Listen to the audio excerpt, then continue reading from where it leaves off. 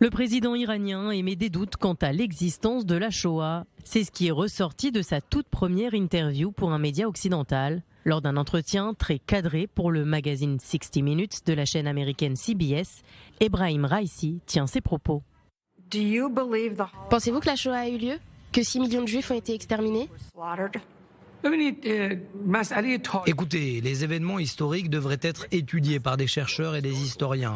Il existe des signes que cela a eu lieu. Si c'est le cas, il devrait être étudié. Interrogé ensuite sur le droit d'exister d'Israël, il répond que le peuple palestinien a été forcé de quitter leur maison et leur patrie et qualifie Israël de faux régime. Des propos qui ont suscité de nombreuses réactions, notamment de la part d'Israël. Gilad Erdan, l'ambassadeur d'Israël à l'ONU, s'en est offusqué sur Twitter.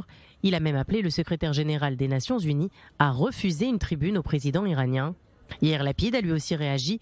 Il a simplement écrit « certains signes » en référence aux propos du président iranien, en y accolant 4 clichés poignants illustrant les horreurs vécues par les Juifs pendant la Shoah. Alors que le président iranien est attendu à New York pour l'Assemblée générale des Nations Unies, il s'est également exprimé sur un éventuel retour aux accords de Vienne. Ebrahim Raisi a réclamé des garanties de la part des États-Unis, estimant qu'il ne pouvait pas leur faire confiance. Le président iranien a par ailleurs qualifié les sanctions de Washington de tyranniques. Les pourparlers, qui ont repris il y a plus d'1 an et demi, sont toujours au point mort.